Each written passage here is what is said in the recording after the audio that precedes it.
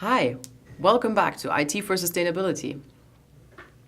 Today we're going to talk about an analysis diagram, a sustainability analysis diagram. And this type of diagram is going to help us summarize and visualize the overall outcomes of a sustainability analysis for a specific system.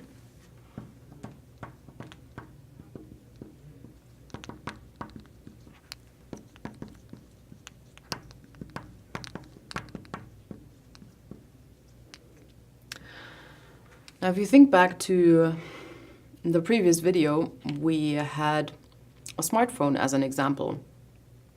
I asked you how sustainable do you think that device is? And we came up with a couple of ideas of what could be indicators for this thing being sustainable or against it being sustainable. One of them was it connects me more to people. I can educate myself using a smartphone. I can use some apps to learn a new language, or I can take an online course on something. So for a specific individual, that can be a good thing.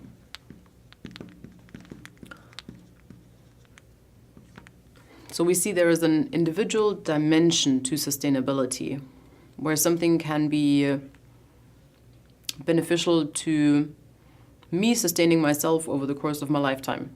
Something that helps me with lifelong learning. Something that helps me keep my health up. I can use a health tracker. I can use some kind of app that helps me make good food choices, all those things. And then it also connects communities.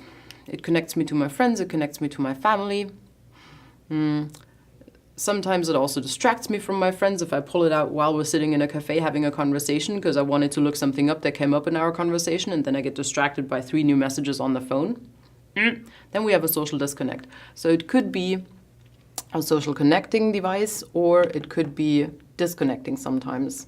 But there is a social dimension to sustainability.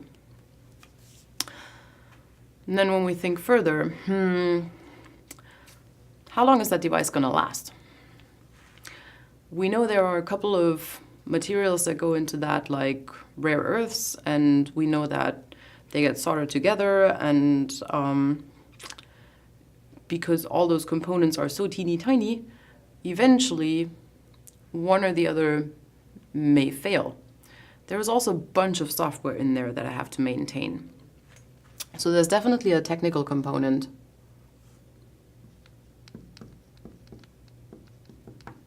to sustainability. And then from that on, with what kind of business model do we sell smartphones? Companies encourage us to upgrade our smartphones every 2 years, at least.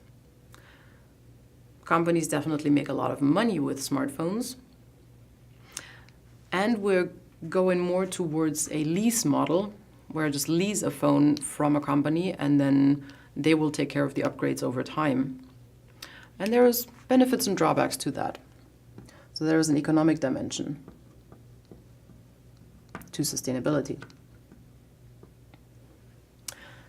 And last but not least, the rare earths that go into the phone and all the e-waste that we produce by using many phones over the course of our lifetime is an environmental impact. So we have an environmental dimension to sustainability. Keep in mind, this is a classification. Classifications are rarely absolute. So somebody could come and say, well, what about a political dimension or a religious dimension or whatever dimension you want to come up? Those classifications, they only help us structure our thoughts. They don't have to be absolute. But we're going to work with those 5. And if you think back to the first talk, you also remember we spoke about direct impacts. What are the life cycle impacts of having the smartphone manufactured? Then the enabling impacts, what are the things that this phone allows me to do? And the third order impacts, the structural impacts, are the ones that if many people use the system over a long period of time, what are bigger changes that could be affected in society or even on a global scale? And so we're going to use those effects. I'm just going to put the smartphone as our example in the middle here. And then draw the segments for the 5 dimensions. And then we're going to have the orders of effect in concentric circles. So we're going to have the direct effects, the enabling effects,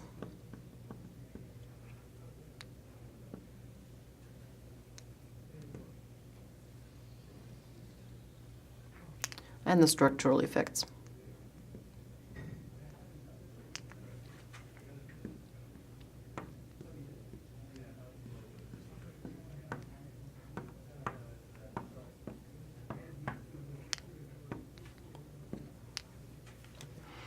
And if you fill that entire thing out with details that we've talked about, say the business models, the maintenance of the software over a longer time, how well it helps you to connect to communities, how it helps or keeps you from maintaining yourself, and what positive and negative environmental impacts could be. Maybe you have an energy saving app on there that teaches you how to save more energy in your daily habits. That could be a good thing towards the environmental dimension. But we also know there are the negative impacts of it's using non-renewable resources, and we tend to create quite a bit of e-waste over many years.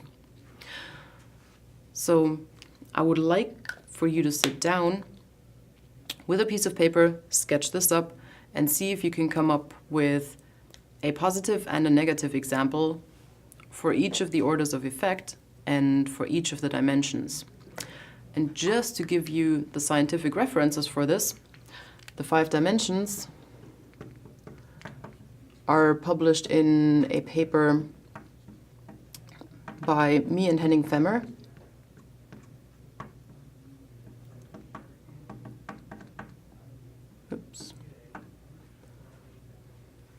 In 2013. And the orders of effect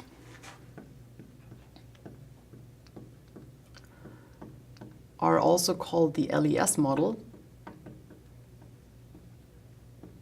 from life cycle effects or direct effects, enabling effects, and structural effects. And this was published by Hildy and Abisha.